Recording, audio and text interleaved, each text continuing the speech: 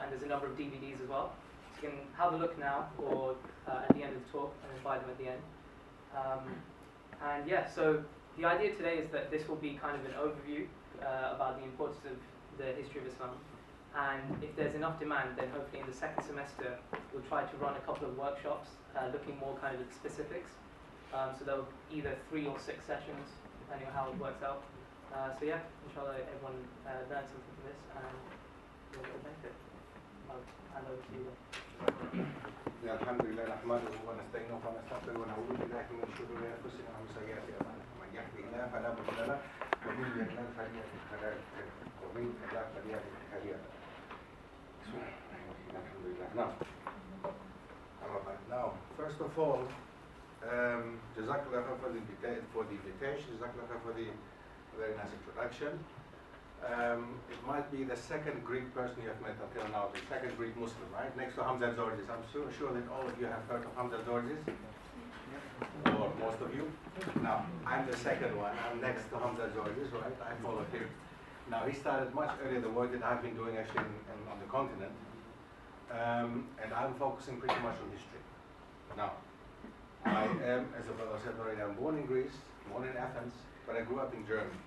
My education is German, entirely, from the beginning to the end, alhamdulillah. I'm very happy about that, because if I look at other kind of education, including the British education, I'm very happy that I did not go to university here. But I wish you all the best. Starting with this, inshallah. No, to be honest, alhamdulillah, I think that what's being done in this country is extremely important for us, for Muslims. Extremely important. Now, the connections, of course, you are here, as I can see, how the Commonwealth is here present today. We have Malaysia, most probably. We have West Africa, East Africa, right? Everything was once a British colony. You know? Yeah. So, French. Sorry? All French. All French. Okay. Where are you from? From France? No, but like all French and British colonies, which... Well, we have some, yes, from the French colonies. Okay, that's good. Exactly. That's good.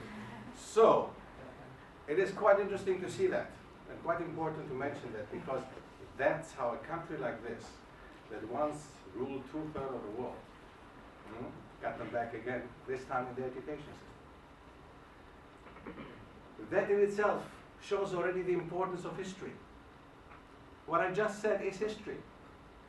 If I didn't know what I just said, if this was not important, then you would not be able to understand why we have Malay students sitting here. Why do we have Gambian students sitting here? Why do we have students from certain part of the world sitting there? Because there's a connection between this country and other countries of the world. This is the importance of history again. This plays a role again, to understand other people, to understand other cultures, to understand what other people's needs are. All this you can just understand with history. If I ask you something to tell me about yourself, you will give me part of history, of your history. This is history. History, we have, there's a misunderstanding nowadays, okay? Like it is with all of us actually, with myself also. When I was going to school, what were they teaching us? What happened in 1282, what happened in 1381, 1492. You just learn dates. You learn specific years chronologically, and you don't see the connection to nowadays. Nobody teaches us, nobody tells you at school until nowadays, the importance of 1492. And with 1492, now let's see, what happened in 1492? Why is this year important? I'm not going to ask you a lot of dates. I don't want you to remember dates, but there are specific days that we need to remember. And 1492 is a very important day. Why? What happened in 1492? Istanbul, 1492. What happened with Istanbul in 1492?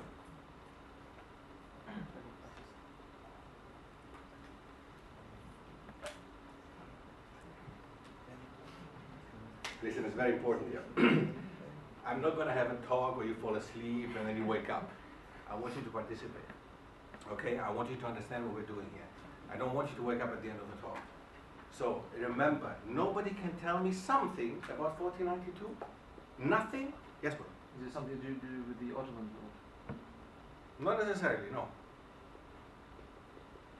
In world history, is that the Spanish Empire or something? It was captured by the non-Muslims, the Granada area. oh, something is coming. something is coming. What we learn at school, or what we should have learned at school, is that 1492, Christopher Columbus, does this ring bells? Christopher Columbus discovered America.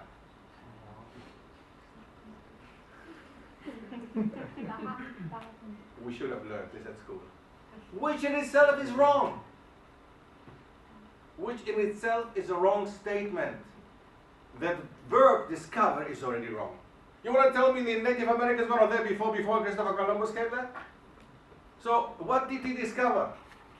On his way going to India, he accidentally arrived in America. And that's why they're called Indians nowadays, these people there. Right? That's why West Indians, you know, East India, you know, right? So that's one thing. If you had said that, I would have said, good, you have really paid attention to your history lesson. But the most important thing for us Muslims is that what the sister said. What's your name, sister? Mavesh. Where are you from, Mavesh? From Kashmir, okay. Not Pakistan, Kashmir. Now, very true. 1492, the most important thing that happened, actually, the fall of Granada. Granada was the last Muslim city in Europe, the last Muslim city in Spain. Now, Spain itself was called Al-Andalus once. And we're talking about the whole of Spain, not just Andalusia nowadays, what is nowadays called Andalusia, the province of Andalusia in Spain.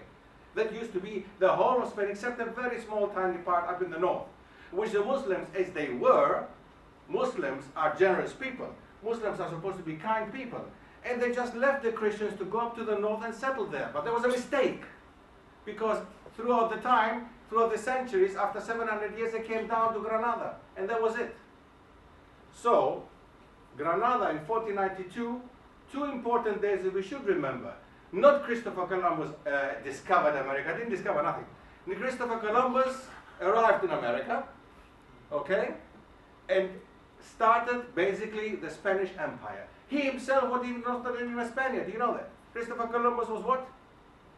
He was not even Spanish, you know that? He did it, he was paid for, he was funded by the Spanish and the Spanish Queen and King, Isabella. He himself was from Genoa, he was Italian. He was Genoese. He was from Genoa. He was from Italy, and at that time there was no Italy. Genoa was a city-state. And he himself did it because he was getting funds from the Spanish king and queen. He went to the Portuguese one, they said no. He went to the Italians, they said no. They all said no. All the Europeans said no except the Spaniards. The Spanish queen, especially Isabella, she said, okay, I send you with some prisoners over there, go and get rid of them. And in the end, such a massive empire, from the south of the United States all the way down to Argentina, they all speak Spanish nowadays, except Brazil. Okay? Imagine. So, an important point of history. That's why the majority of people in the Americas do not speak English, but Spanish. Again, the important fact of history. Why do people in Brazil speak Portuguese? They speak Brazilian Portuguese. Why?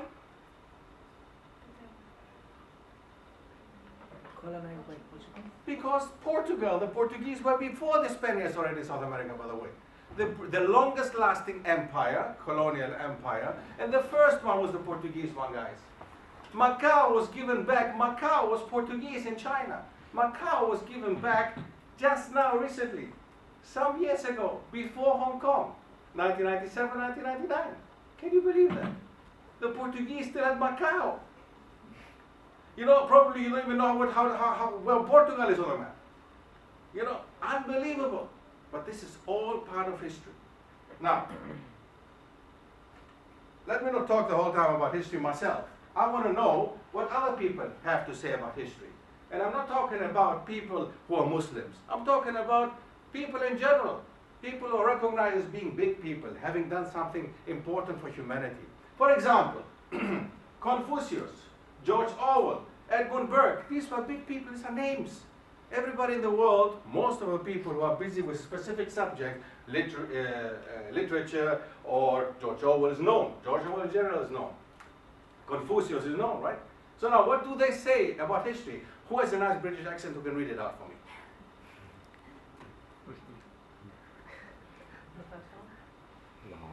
Okay. History is a guide to navigation in perilous times. History is who we are and why we are the way we are. Excellent, David McCullough. Okay, next one. What did George Orwell say? The most effective way to destroy people is to deny and obliterate their understanding of their history. Okay. Number 3, Confucius. Study the past if you were to define the future. And the last one. Those who don't know history are doomed to repeat it. What statements? Not a Muslim who said this. Not me who says this. Okay? I'm just giving it through. That's what Edmund Burke said. Look at this one. That's what Confucius said. Study the past if you would define the future. Those who don't know history are doomed to repeat it. This was said by many people, many times, especially after the Holocaust. Especially after the Holocaust. There is no way that you can deny the horror of the Holocaust. Together with it, go other horror as well. The concentration camps were not invented by Hitler, you know that, right? It was not the Germans who invented the concentration camps, and it was not them who used the concentration camps first. It was the British who used them in Africa. Concentration camps were used in Africa by the British first. Adolf Hitler did not reinvent anything. He just came back to certain things that were already there in the past, especially by the colonialists, used before the Germans already. Okay? So the concentration camps was one idea. The swastika. The swastika. Is this a German symbol? Is anybody from India here? Indian subcontinent. You know the swastika? It's a Hindu sign that existed thousands of years before Hitler was even thought of. Okay? He did not come on the idea of the swastika. He used the Hitler sign, as they call it nowadays. But it's a swastika, it's a Hindu sign. And as soon as they became associated with Nazism, the Hindus started rejecting the symbols and wanted nothing to do with it anymore. They did, right, but good or bad is another issue, you know. It is part of their culture. So rejecting it because it was misused by somebody, it's as if I wanted to reject Tawheed now, or if I wanted to reject Islam because it's used in the name of Islam and all bad things happen. Okay? So anyway, so that's what people say who are not Muslims with regards to history. Now, why history? What does the Quran, what does Allah say? What does Allah say in the Quran? And these are just some of the passages of the Quran. There is a lot that you will find in the Quran with regards to history. It's impossible to understand the Quran without having knowledge of history and the surrounding of a specific passage, a specific surah, a specific verse. Right? We will not be able to understand certain verses, certain ayat, certain surahs if we don't understand everything that has to do with that specific surah or ayat or anything else, which is history. So, if you look at some of the surahs, I have some there. Now, the last one, Surah Al-Hajj, just to read this out quickly. How many townships have we destroyed while it was sinful, so that lies in ruin, and how many a deserted well and lofty tower? Have they not traveled in the land so that they may have hearts to feel and ears to hear? For indeed it is not the eyes that grow blind, but it's the hearts in the bosom that grow blind. There Allah tells us also, have they not traveled? It's an indication to go and travel and see what Allah has done to the people in the past. We know about the ancient Greeks that we are so proud of as Europeans, right? My people, I'm Greek. Okay? And the Greeks always are so proud about the ancient Greeks did this, the ancient Greeks did that. And what did the Muslims actually do? They just copied them. That's what they say. Did they just copy them? Okay, we'll come back to that point. And many others. We're not going to read all of it. But there are passages in the Quran that indicate that history is important. That is, Allah is telling us, look at our history. Look at history. Don't come and tell me, knowing about the Industrial Revolution, knowing about the French Revolution, knowing about Napoleon Bonaparte has nothing to do with Islam. We don't need to know about this one because we are Muslims. That's nonsense. That's nonsense. Anything that is happening is part of us, of Islam. Islam is a deen, it's not a religion. It's wrongly translated as a religion. It's a deen, it's a way of life. Everything's part of Islam. Then I'm picking up my bottle of water with my right hand and I drink out of it with my right hand. It's part of Islam. I'm not drinking with my left, I'm drinking with my right. Right? It's part of Islam. That's part of, a Christian would not understand that. A Christian would not understand what I'm just talking, what I'm saying here. Now, I wanted also to introduce quickly with regards to the history. Bigger? Is it small? That's, I think, my fault. Can we make it bigger? I mean, like the writing bigger. All right. you zoom in? I'm not sure. Can I zoom in? On the left.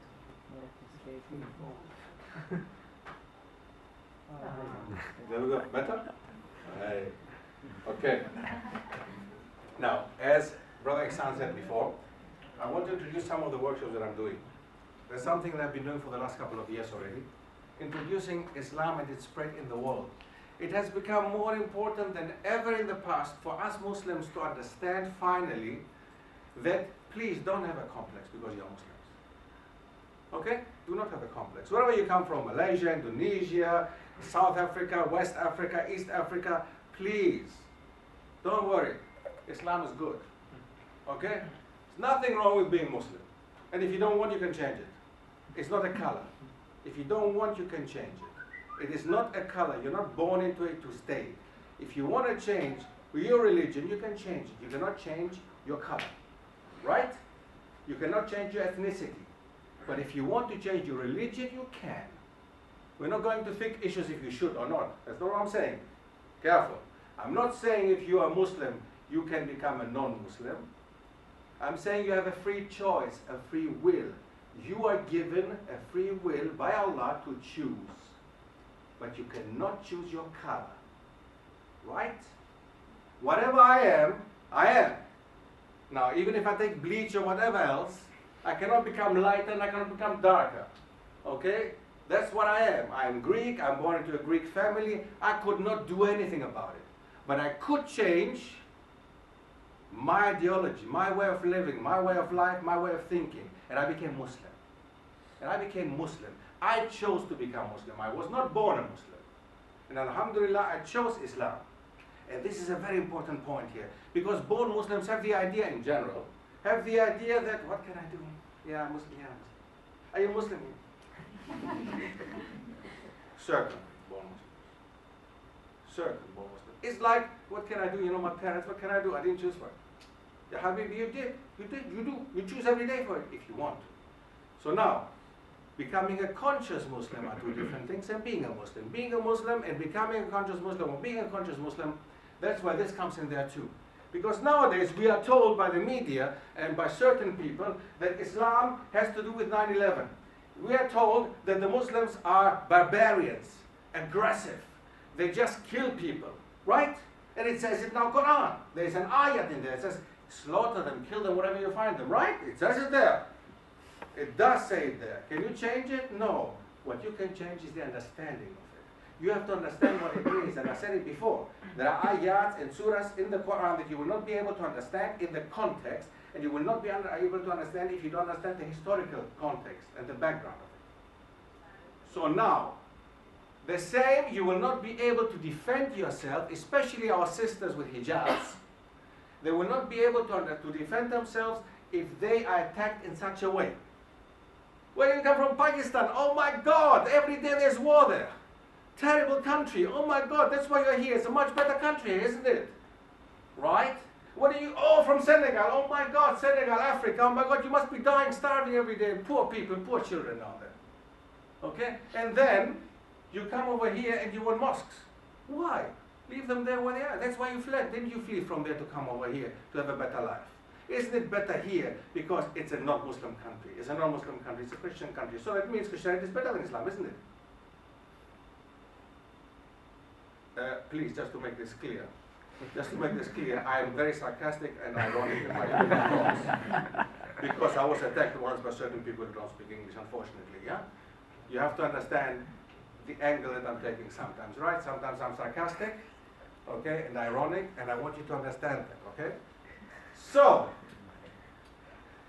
imagine my Greek people, they come and tell me, honestly, I heard something funny, you know, I heard you're Muslim, you know, I heard you're Muslim, is it true? Yes, alhamdulillah. That was a joke. You're Muslim? Honestly, you're one of these barbarians? Okay, you know what? Sit down, let's talk. Let's see. The barbarians are the ones who developed certain countries and certain periods in our history. Africa, Al-Andalus, the Balkans, the Americas, Asia, Oceania, and the British Isles. Oceania, Australia. Have you ever heard of Muslims being in Australia? And I'm talking about the Muslims who went in the 1950s and 60s to Australia. I'm talking about Australian Muslims. I'm not talking about Lebanese Muslims and Arabs. I'm talking about Australian Muslims. Are you aware of the situation down in Australia? Did you know that before the British arrived in Australia, there were Aborigine villages that were entirely Muslim? Did you know that there was a contact with Indonesia in such a way that the northern territories of Australia was actually entirely Muslim?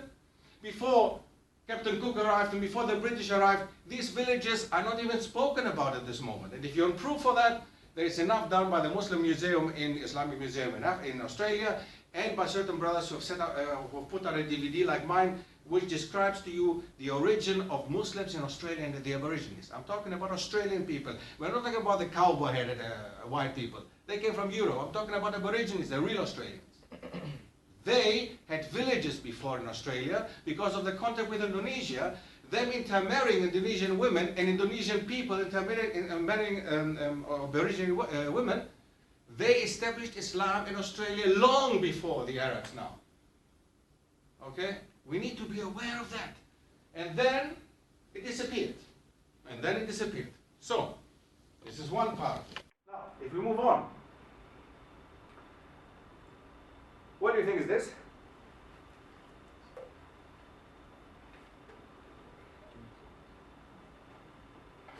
Which continent rather than country?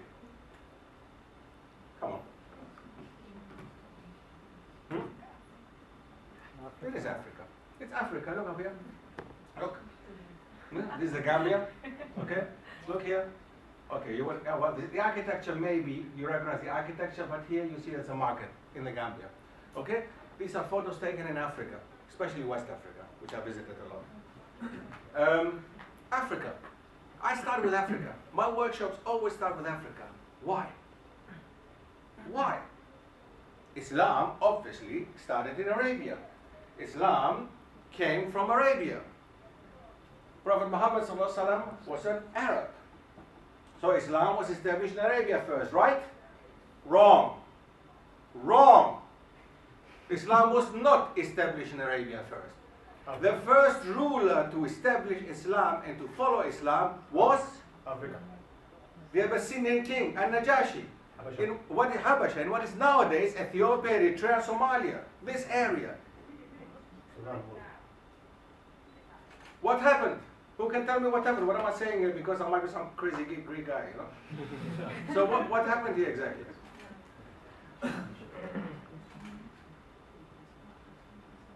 Who was the Abyssinian king? What happened? Is it the one who beat? Doesn't matter where, I don't know. No idea. It's when the people came with the message and he was Christian at the time. Who were the people? The Sahaba? In Abyssinia, what were they? What were they? Refugees.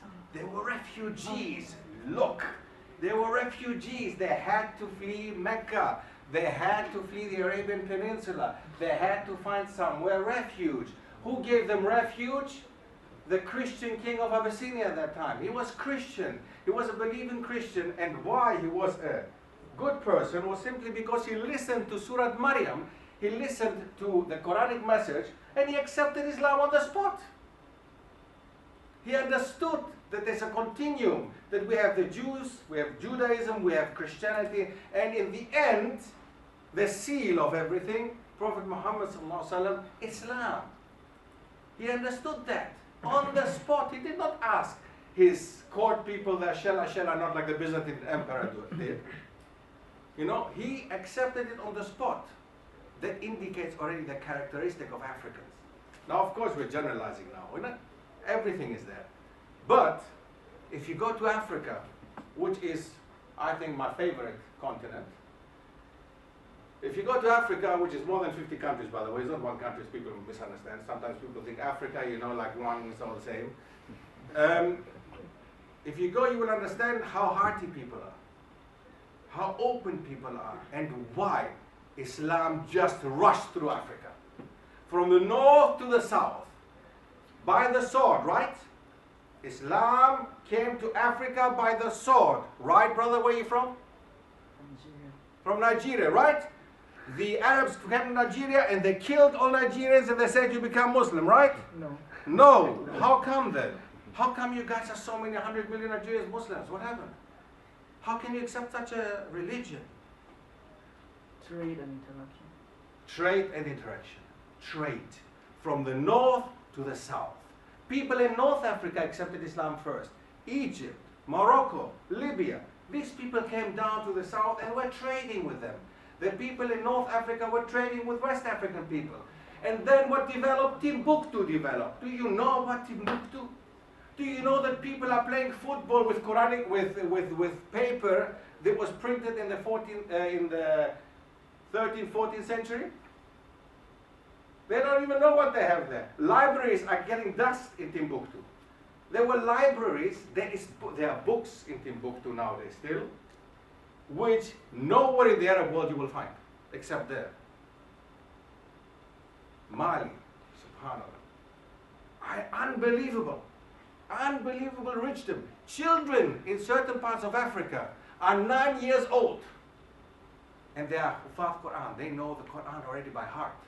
They go to madrasa, they go to school, and when they're 9, 10, as it used to be with the Sahaba, as it used to be with the people who are following Islam in the past, by 9, 10, 11, they already know the Quran by heart and move on to fiqh.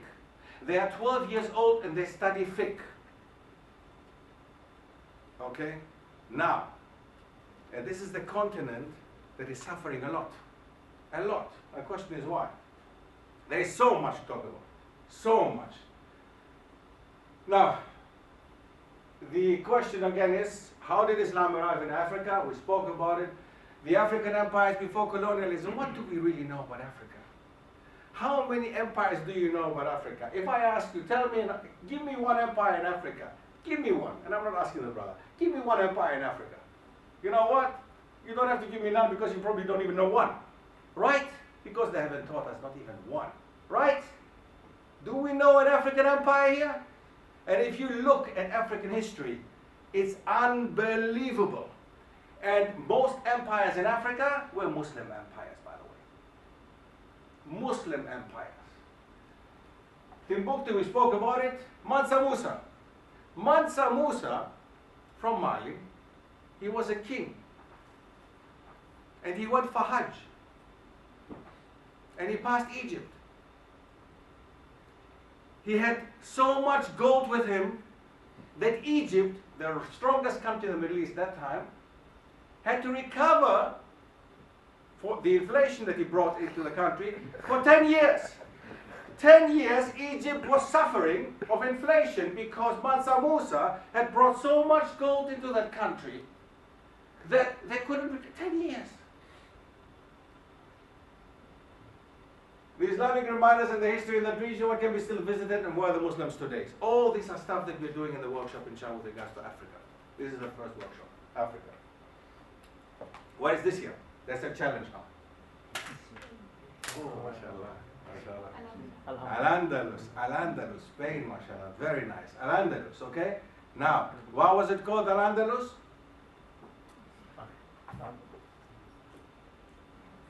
Sorry, what? Because of the Vandals. MashaAllah, somebody was very good. So people who were living in Al-Andalus before, or in that area by Iberian Peninsula, right? The Iberian Peninsula, which does not mean Spain only, right? It means Spain and Portugal. Spain and Portugal. And hey, we should not forget Gibraltar.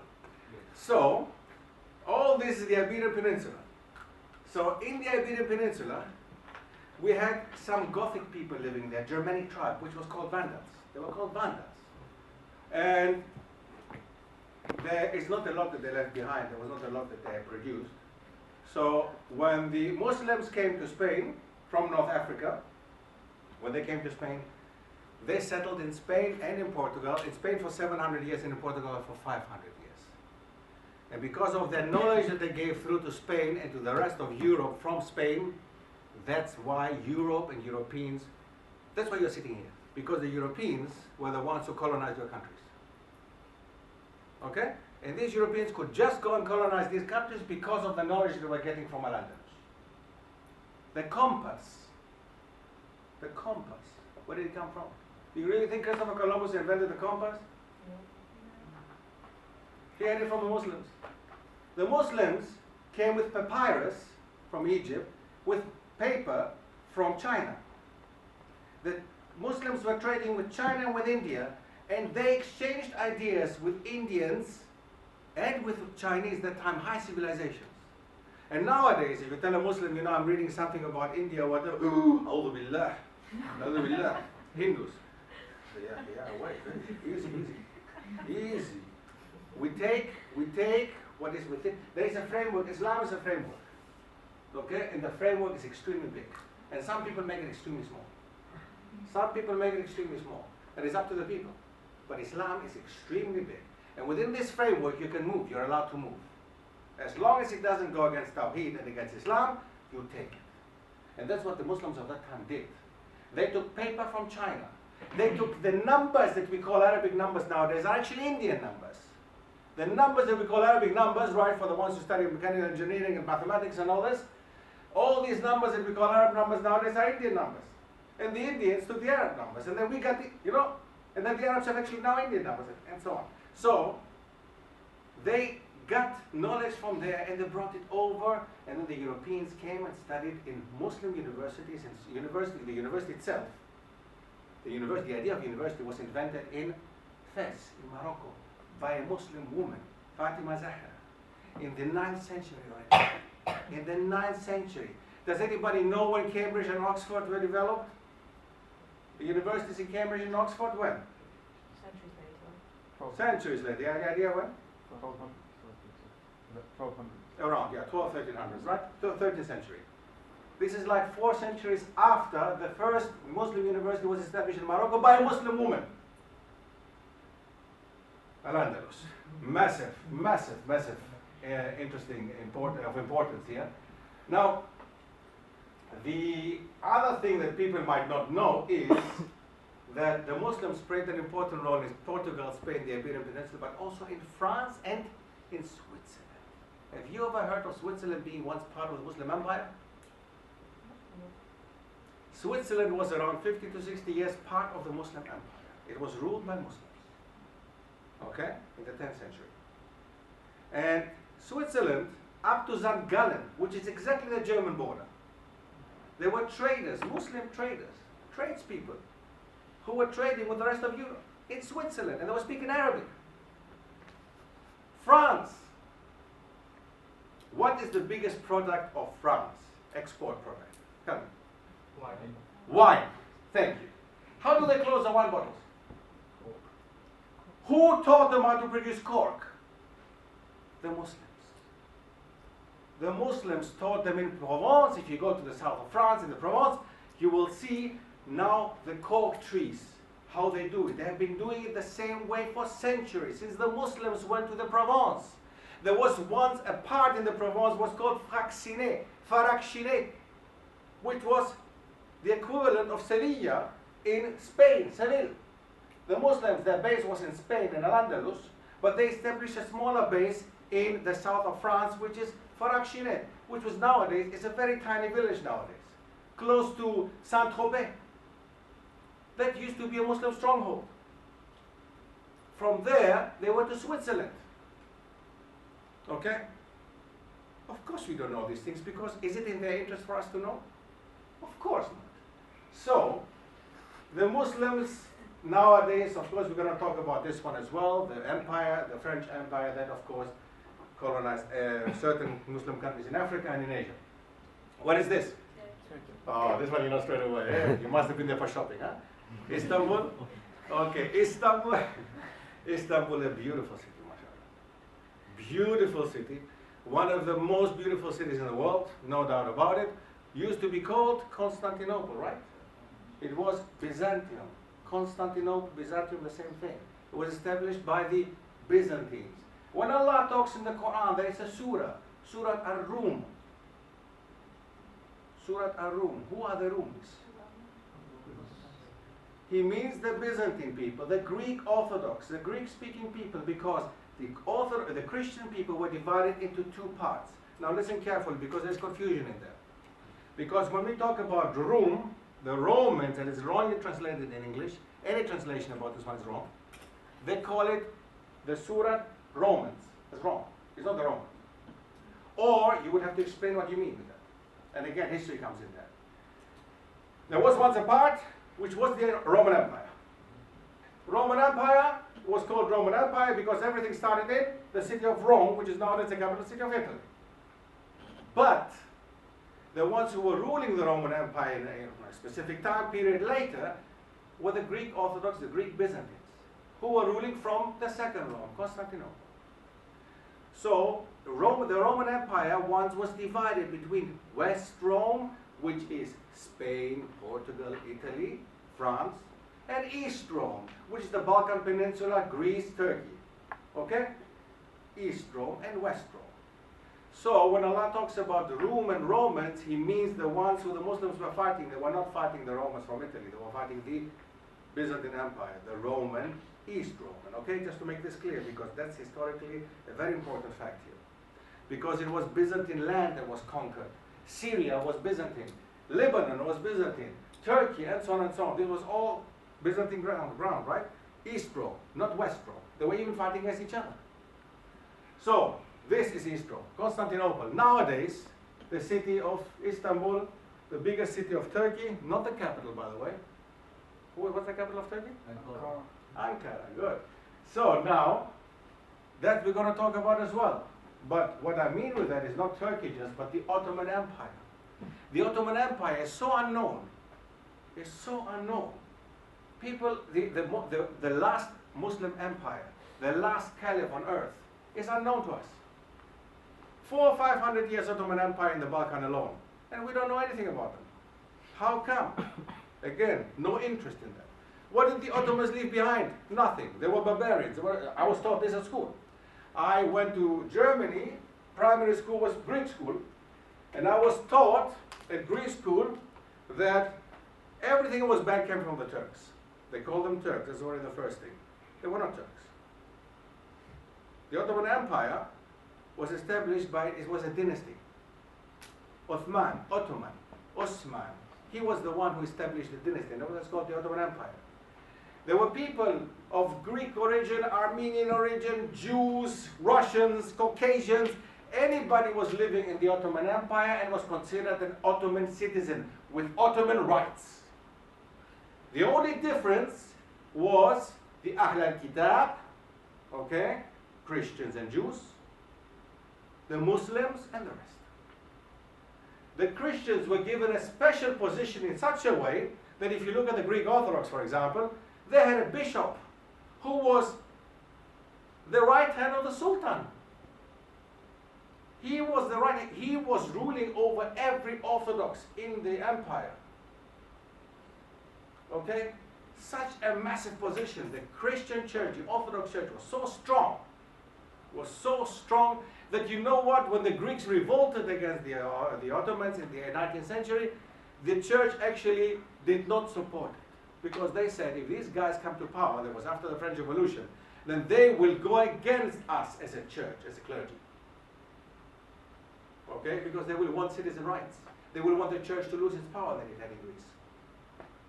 So, look how important this is.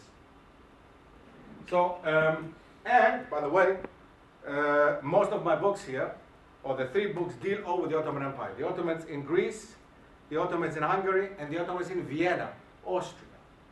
You know that Vienna has more than 200 Muslim monuments? More than 200 Muslim monuments in Vienna. When you go to Vienna, you just think of opera and people, you know, classical buildings, or Habsburger buildings, you know, from the dynasty of the Austrians. But if you imagine that there are so many Ottoman monuments, the Ottomans besieged Vienna twice. Next to this one, they were actively trading with each other. They were trading with each other. Hungary is an important case because it's part of the Balkan Peninsula, more or less. Some people say no, some people say yes. But Hungary has left so much Islamic evidence behind. Hungarian culture is the nargile, the shisha. What apart? You go to Hungary, and Hungarians go in the evening, where these guys here go to the pubs, they go to shisha bars. And that's Hungarian. It's not something, new. It's part of Hungarian culture. All right? Now, the Turks, yeah. There's a lot to talk about the Turks. Now, this is obviously Asia. Obviously, there's Asia, especially Bukhara. You see that here? There's China, all right? That's it's not a temple, it's a masjid, it's a mosque in China. Okay? It's a mosque in China. China has a very big amount of Muslims, right? Unknown to us exactly how many there are because there is a lot of suppression going on and a lot of political issues going on. So we can estimate that estimated that there are between 50 and 120 million Chinese Muslims. This is more than Turks. This is more than Arabs. If you count this together, imagine 50 to 120 million Chinese Muslims. Now, how did Islam arrive in Asia? Ladies, I assume that you're from Malaysia, right?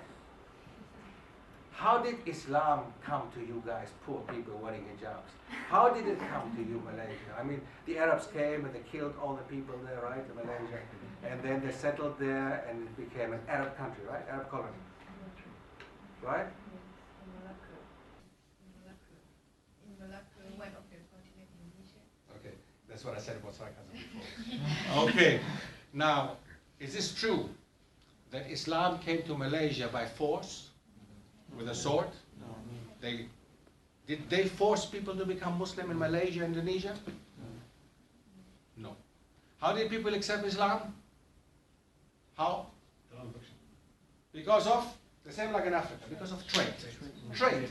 The Arabs who went there, the Persians who went there, and the tradespeople who went there were business people. They were not interested in getting Malaysia to become Muslim. Believe me, they were normal people.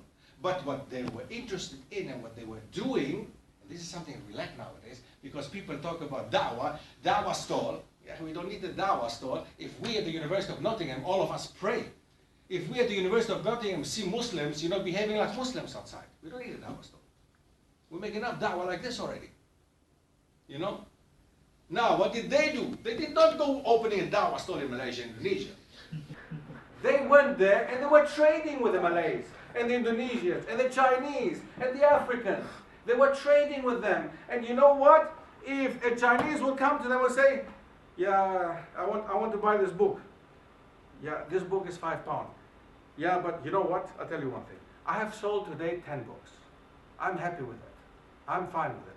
My neighbor has just sold 2. If you go to him and you buy the book from him, then he will have also something, of my barakah. MashaAllah, give it also to him. People would look at it like, oh, this guy's sending me to his competition. Another thing, they would sell, let's say, salt. And instead of mixing up salt, to make it heavier with water, example, they would then not do that. They would just make sure that salt was pure, or what they were selling was pure. What they were selling was clear and clean. So the tradespeople, or people who are buying from the Muslims, learned that the Muslims are honest and good and wise people. They learned this in Asia and in Africa. And that's why it did not take them 7 years. It took Tariq bin Ziyad who arrived in Gibraltar, and that's why the name Gibraltar, by the way. Tariq bin Ziyad, who arrived in Spain, was in France within 7 years. Do you see the distance? If you look at the map, it takes you by car today, it takes you a day to go. 20-something hours to drive it. It took him 7 years fighting. And instead of losing people, he was gaining people. What is happening, guys? I think that if you fight, you lose people. Because the Jews and the Christians joined him. They saw that these people came as liberators. They did not come to occupy our land. They did not come to implement taxes on us. They did not come to steal from us and our women. They came because they actually came to liberate us. Tariq bin Ziyad went to Spain not because they went to get something from Spain, because that time Spain and Europe was useless. That time, if we believe in Darwin's theory, and I keep saying that time, if we believe in Darwin's theory, then actually Europeans were living on trees. That's how far the civilization went that time. So now you want to tell me that the Muslims from North Africa who had palaces went to Europe, came to Europe because it was much better? Do not get fooled by the 21st century. It was not that time like this. They went because they were asked by Musa ibn Hussein.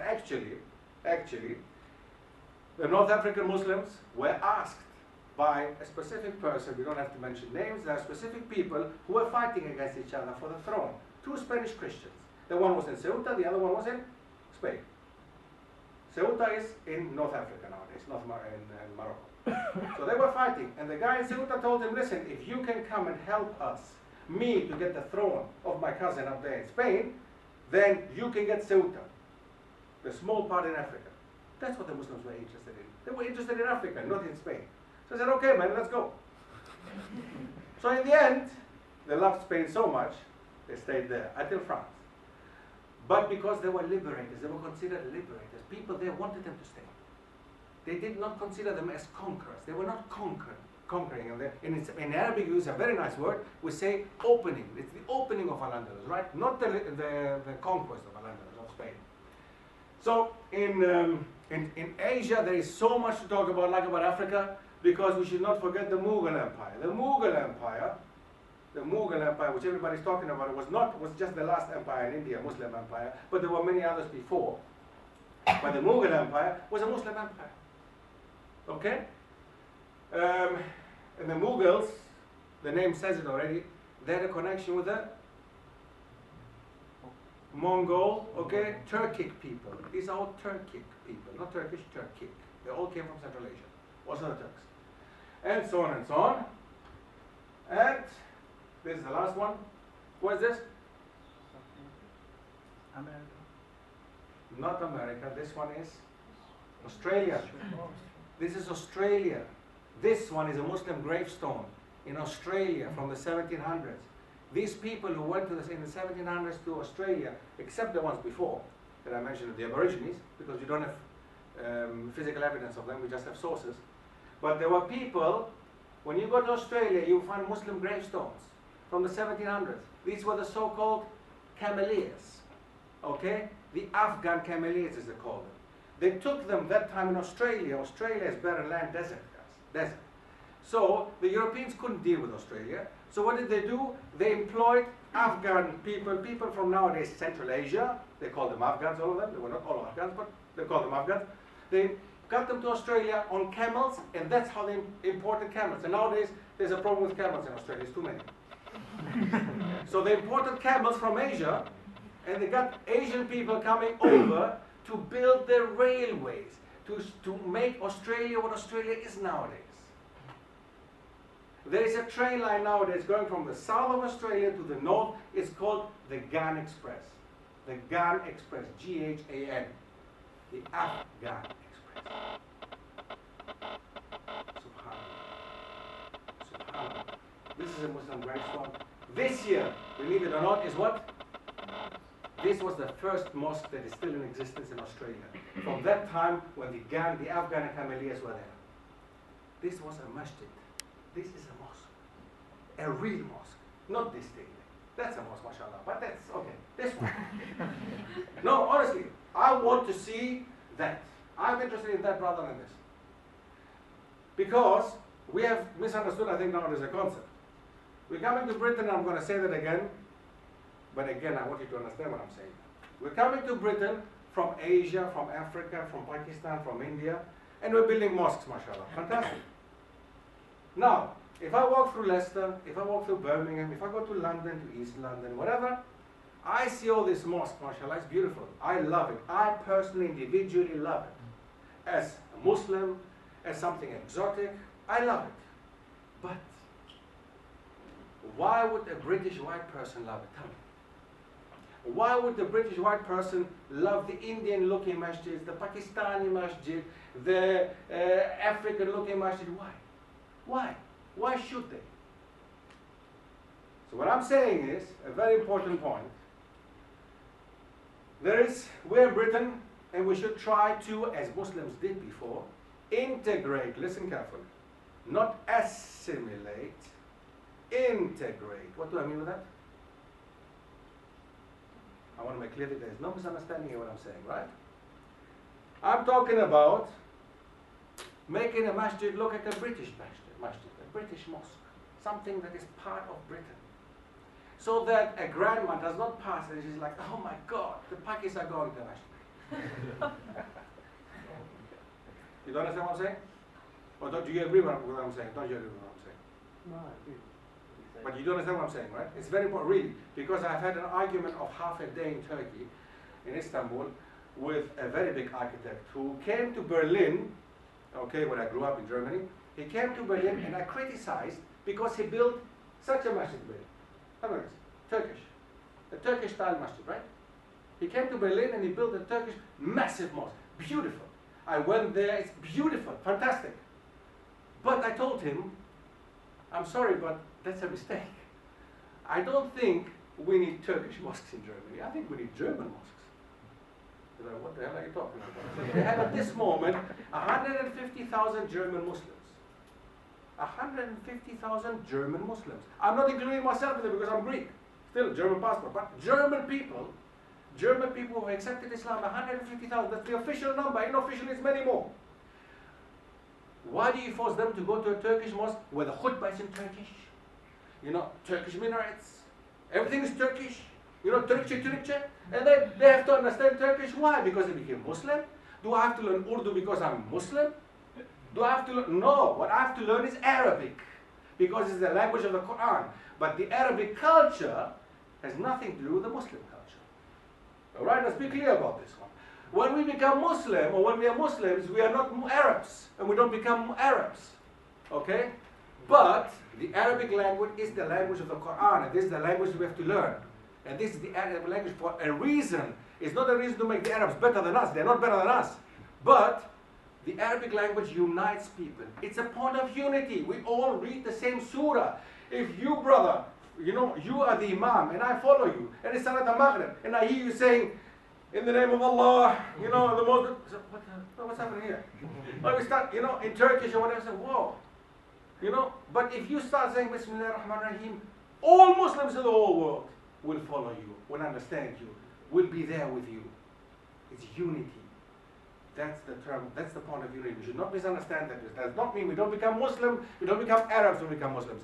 We become Muslims and we follow Islam as a way of life. And the Arabic language is very important to understand the Quran properly. Okay. I can become very emotional, right? Okay, no problem. Okay. Now, this island, this year, by the way, this masjid here, this mosque, is in the Fiji Islands. I don't know if you've ever heard of them. The Fiji Island, down, all the way down, the Pacific, okay? So, now, up to there, basically, yeah, these are some things that we're going to discuss. It's just to introduce you basically the workshops and give you an idea of what we're talking about.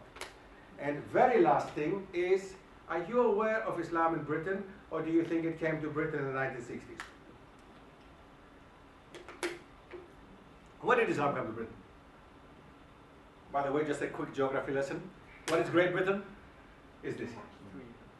What I know is there was one British convert during the Victorian times. Okay, just a second, I'm coming back. Yeah. Okay, yeah, very good. So, just a quick one in Great Britain. The UK includes Northern Ireland, the Northern Territory of Ireland, the Northern Ireland, and then British Isles is all this, right? This is all the British Isles, okay? Now, quick geography lesson. Now, there was a certain person you said, Victorian age. Yeah. He accepted Islam, right? What was his name? I can't remember his name, but I know that he did spread it. He did have like small community of his own. That he did. In which city do you know? All I know is that he was English. Okay. He was English indeed. Was it William? Abdullah William. Okay? Abdullah William, thank you very much. Abdullah William, who was living in Liverpool. Okay? And if you please have a chance, please, you're students, come on, man. I mean, how much money do you need from here to go to Liverpool? Just grab a train, go to Liverpool, and go and visit the masjid. It exists, it has opened since last Ramadan. I've been there, and it is wonderful. It's beautiful, and then you will understand maybe what I'm talking about. That's a British masjid. That is a British mosque. What I mean now with this one is, nobody would find it a UFO coming from outside and being just boom, you know, put in your neighborhood. It is a brick masjid. It's a building like all the other buildings that is used as a mosque, indicating that it's a mosque, okay? And people of all different nationalities go there. It has opened since Ramadan. It's open since actually last Ramadan, not this Ramadan, last Ramadan. It's been 2 years now. and you should really grab the chance and go and visit it. That is a clear indication of history of Islam in this part of the world. Abdullah Quilliam was the first one. This one. Abdullah Quilliam was the first one. But many followed, and even during his time, it's said that more than 600 British people, including a Japanese, accepted Islam through his hands, okay? Who came here, who came to Liverpool. Now, why are we doing all this? Why is it all important? Again, why is history important? Coming after all this, coming back to our beginning, to our initial question. It is important for us to gain knowledge, knowledge of the world, and not only historical, but also geographical knowledge. All this is extremely important. I'm working on a curriculum at the moment for especially Muslim schools who are interested in something like that. And I think this is something that should actually be in all primary schools, year 5 and year 6. I think we should have this definitely as a part of their curriculum, a part of their history lesson, a part of what they're going through. They have to understand this, especially the last part, which is Islam in Britain, which we have to, there is so much that we can talk about. Abdullah William is just the start. But before him, are you aware of the fact that there were crusaders, English crusaders, Christian crusaders who went down to the Holy Land and accepted Islam. They went down there to fight the Muslims and turned Muslim, or turned Turk, as there was a saying in the Middle Ages. Can you believe that? They went down to fight the Muslims and they turned Muslim. Why? Because even if they didn't turn Muslim, crusaders came back to this country, to these countries here, and they brought something very weird with them. They were washing. They were washing. Too often. And the Pope had a problem with that. The Pope in Italy, he saw, for example, there was once a time King Frederick. King Frederick is known to be one of the kings of Italy. He was not a Muslim, not as far as we know, but he was seen too often washing. During that time, we have to understand, the Middle Ages, and after the Middle Ages even, there was a time in Europe, it's hard to believe it nowadays most probably, but they did not wash. It was an anathema to wash. Do you know where makeup comes from? Get rid of the smell. Sorry? The chemical compound used to get rid of the smell on the skin. Thank you very much. French. Louis XIV. Louis XIV, if you go to his castle, to his palace, Versailles, in Paris, if you go to his castle, to his palace, and they show you around, they will even direct you and tell you, look how many corners this palace has. You know why? Because they were doing their business there. They had no facilities to do their business. And we're talking about Louis XIV. You understood what I said just now? They were doing their business in the corners of their palaces. Do you understand what business they were doing? They had no toilets.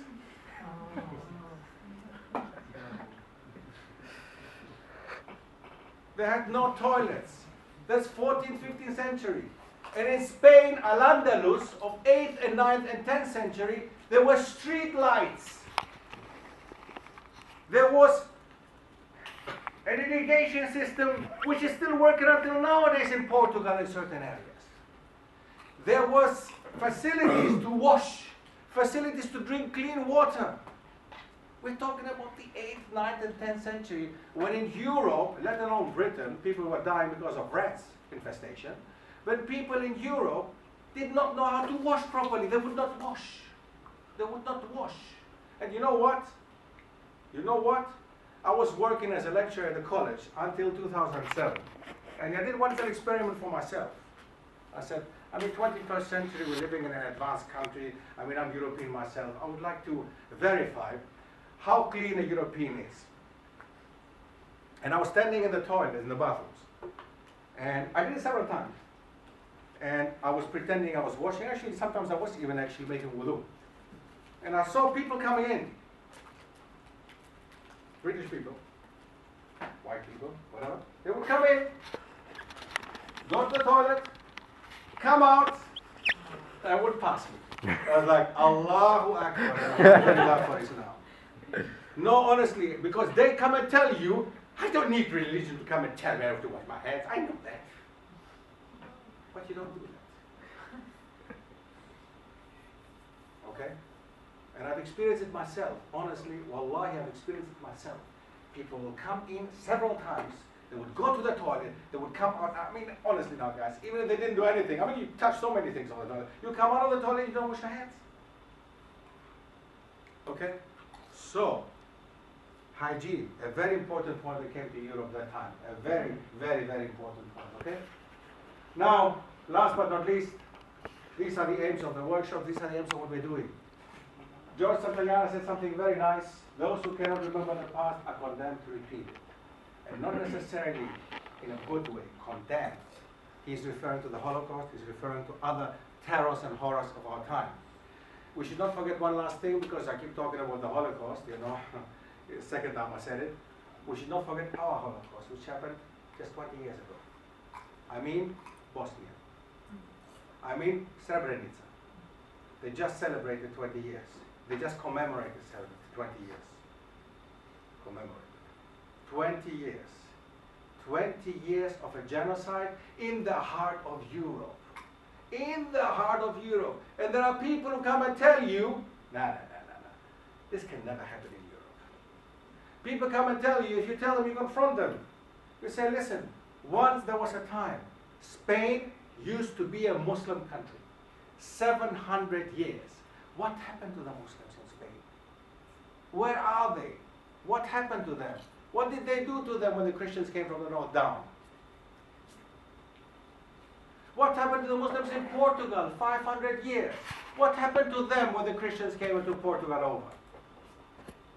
What happened to the Muslims in Sicily? Sicily was a Muslim island, a Muslim part of the world for 250 years. What happened when the Christians took over? What happened to the Balkan Peninsula? What happened to my country when the Christians took over and it became Greece, the Republic of Greece? What happened to all these Muslims we used to have? I'm stopping with this one now, because I would like actually to go into the Q&A session, which is much more important than what I told you just now. And I would like to have a discussion, to see what you heard. Please, if you didn't understand something, ask again. I don't want misunderstandings. I want to be clear. I've been very ironic, I'm very sarcastic and very ironic in my talks. It might be sometimes a problem because of the language, that might be for certain people, but I want you to be clear about it. Please ask me if you didn't understand something. And well, I'm stopping here now. And again, just for the last thing, all these things that I've been doing, my travels, my books, everything, the knowledge that I've gathered for the last 22 years, since I've become Muslim, I did it all out of my own pocket. I pay everything that I've done out of my own pocket. I have no Saudi, no Kuwait, no Qatari supporting me. What I have is you. I have the students who want to learn these things, who want to understand what really happened around them, who want to, you know, get rid of the misconceptions that we all have about Islam and everything. And I have here at this moment the 3 books and the DVDs. Take a look at what we have at this moment here. And please support the project that I'm doing. Support what I'm doing, because I will go and do more, inshallah, in the future. But this is just possible with funds. So, yeah, I open the floor for Q&A at this moment. And feel free to ask anything you want to. Even personal, if it doesn't go too personal. Yes, please. Yes. Have you heard of this Amazigh queen called Kahina? No. She led the indigenous resistance to Arab Islamic expansion in Northwest Africa. And I was just going to ask you what you think of that. Look, where do you have it from first? It's a book. It's on Wikipedia. Yeah, but it's also an Amazigh legend as well. No, okay. I mean, yes. No. Look, the thing is with internet, we have to be, I mean, mashallah, we are blessed on the one hand, but we also condemned on the other hand. We have to be really careful. We didn't have this 20 years ago. When I was going to university, when we wanted to know something, we'd go to the library. Now, we have more than, you know, thousands or hundreds of thousands or millions of libraries in our mobile phone and everything. But not everything that it says there is right, first of all. This source where you have it from, whenever they have it from, they have to actually have an indication where they have it from. Okay? So if it doesn't have an education, then you know what? Throw it away. I'm sorry, but I don't know. I don't know this one. I've never heard of that. And even if it's true, yes, there have been resistance, there have been people fighting Arabs, there have been people fighting Muslims, there have been people, you know, being unhappy with certain people and certain caliphs and certain sultans. All this, yes. We had Ottoman sultans killing their brothers, fighting each other to become the next caliph, sultan, right? So this all happened. So I'm not saying that Islamic history, or Islamic history, the Muslims in our whole 1437 years, that we did not do anything bad, that Muslims did not kill each other, you know, for power, or for might, or for money. This all happened.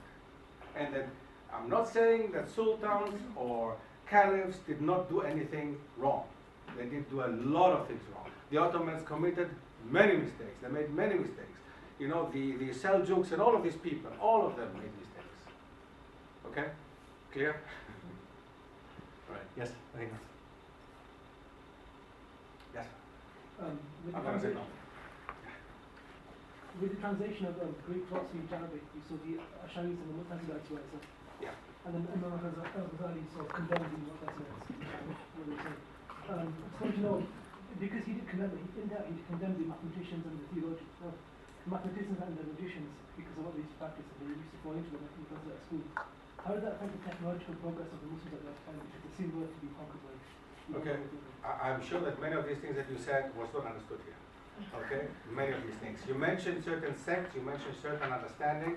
I don't think this is something we can discuss all as a class. This is something we should discuss ourselves, inshallah. But in general, just a general point of what you said, the brother mentioned certain sects, okay, certain names, okay, which some of you might not be familiar with, okay?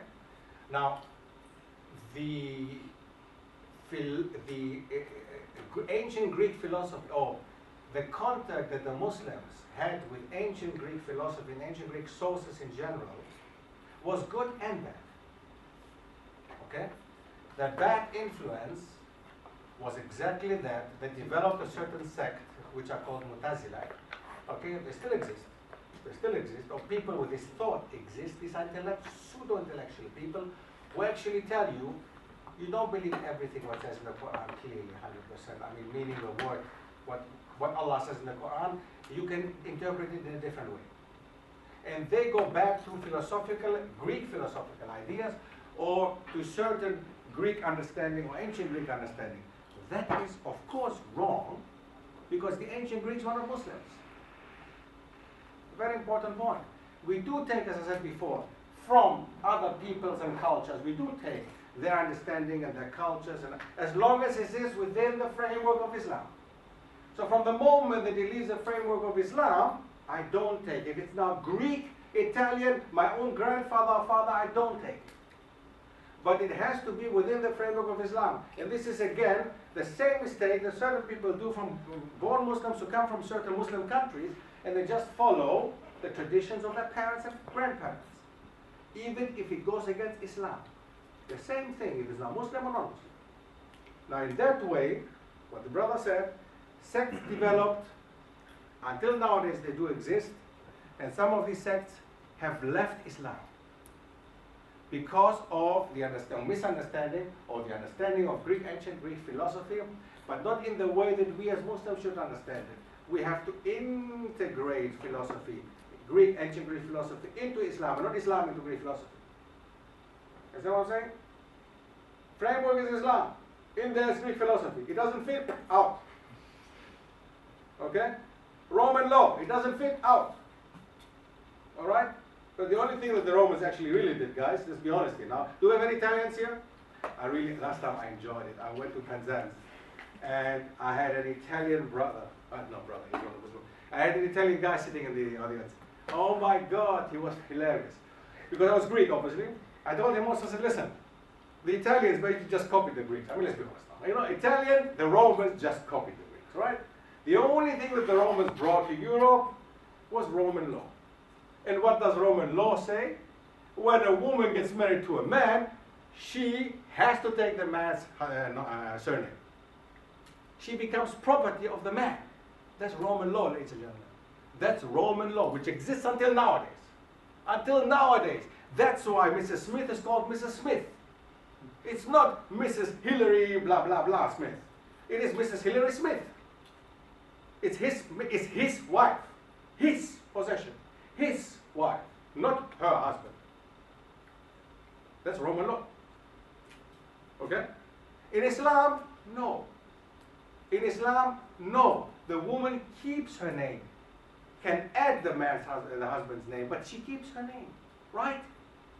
Subhanallah. Now, barbarian. Who are the barbarians now? That can just somebody say who has no idea. And this is why we're doing that. So that we understand what is happening around us. Okay? But furthermore, everything else, inshallah, you said, well, we have to talk, I think it's going to be too much to get to deep. But a little bit explanation, yeah? Okay, good. Anything else? Yes, bro. I'm curious. I'm assuming you've been to London, seen the Regent's Park Mosque and East London Mosque. What's your opinion?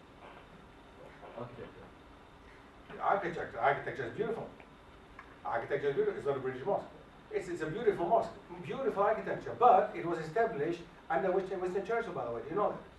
Regent's Park Mosque was established under Winston Churchill. Winston Churchill allowed them to build the mosque, and he was actually very fond of the mosque. So he wanted it actually like this. He liked it Middle Eastern like looking. Okay? So that was in the 1940s. So actually, that is something that Winston Churchill allowed and wanted. What about the 90s East London Mosque as it stands today? It is being... Well, okay. I mean, it's a whole area which has a specific ethnicity. They are mainly Bangladeshis, okay? And they did what they did there. Okay. So what I'm saying is, just again, no misunderstandings. People, unfortunately, we are now here, second, third, fourth generation, whatever. We are Muslims of understanding. Forget what our parents, first generation, did when they came to this country. Many of them don't even speak English until nowadays, right? Many of them don't speak French until nowadays in France. Many of them don't speak German until nowadays, So now we have to understand that if we want to be part of the society and we want them to look at us as an integrated part of the society, we have to also make clear and sure that they understand that we understand them. And the only way to show them that we understand the majority of these people, because we are part of them, by the way, I'm not saying them and us. In order for us Muslims to make clear that they understand that we understand them, is to show them also respect for their surrounding. Because the Muslims in the past, the Ottomans who came to Constantinople, which was a Greek Orthodox city, Byzantine, what did they do? What did they do? The first thing that Sultan Mehmed Fatih, the opener, did in Constantinople. What did he do? When he rode in, he took his horse and he rode into Constantinople. Where did he go to? To Hagia Sophia. What did he do in the Hagia Sophia? 2 rak'ah. He went there and he said, Allahu Akbar. He made salah. He said, from now on, this became a masjid. And from now on, everything in Constantinople and what is called nowadays Turkish-style mosques is actually Byzantine-style mosques. Guys, this is Byzantine architecture, what we call Turkish. It's not Turkish. It became Turkish because of the tolerance and acceptance of Islam, of other cultures and understandings. Okay? It did not, it's the framework of Islam. There was nothing wrong with having a dome on top of a masjid and a minaret looking like the way it looks as an Ottoman masjid. So, it is not Ottoman style. We now say it's Ottoman style. What Ottoman style? It's Byzantine. All Byzantine. You come to Greece, we have churches like this. You come to Greece, they look exactly, and it's funny when I was my children, they're like, hey, it's a masjid. No, it's a church. We think it's a mosque. No, the churches, with that way they look, they existed there before. And the Ottoman Turks, when they came, because of the tolerance of Islam, they said, we're not going to change the structure of the city. In the contrary, they actually employed Byzantine architects to rebuild the city. They allowed Christians to come to settle in Constantinople to rebuild it. And Jews. Okay? So, yes. Yes. I was just wondering about Ethiopia or Abyssinia, considering how early the Islam got there, but today the majority of Ethiopians are not Muslims. No. The majority of Ethiopians are Muslims. 60-70%. Oh, okay. Ethiopia is officially an Orthodox country, a Christian Orthodox country. Oh, okay. Maybe that's what I'm mistaken. Okay, it is officially a because it's ruled by Orthodox rulers. It cannot be run by a Muslim president. They cannot have they cannot have Muslim president. Okay, they're not allowed to. But the majority, by law, but the majority of Ethiopians are Muslims. Because I've been wondering, because there's a disconnect. No, Eritrea is Muslim, Ethiopia is Muslim, Somalia is Muslim. You know? Yes, we have Christian minorities there actually. But the Christian minorities running the country. And by law, a Muslim cannot be. No, they cannot become president. Okay, like in Lebanon.